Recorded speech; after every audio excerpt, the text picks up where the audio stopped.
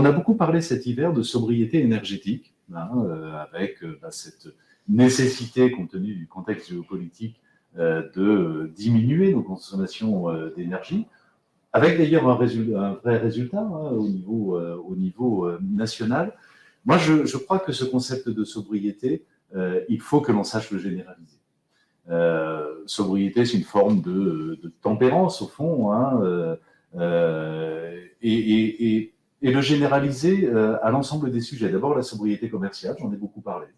Lorsque on n'est pas dans l'incitation toujours plus forte à l'égard des clients ou à l'égard du grand public de consommer plus, on est dans une démarche de sobriété, de responsabilité.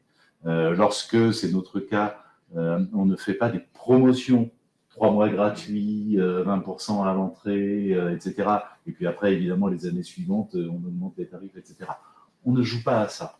Dès le premier jour, un nouveau client paye le même prix, toute chose égale par ailleurs, qu'un sociétaire qui est déjà installé. Il n'y a pas de prime aux nouveaux clients.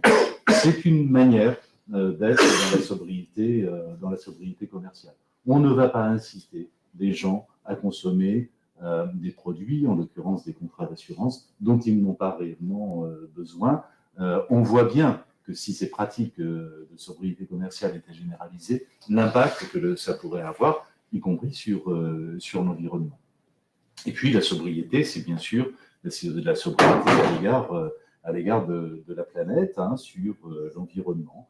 Et on a, depuis très longtemps en réalité, développé une politique systématique dans chacun de nos métiers pour essayer d'avoir l'impact le plus positif possible sur l'environnement et en tout cas contribuer à une réduction du réchauffement climatique.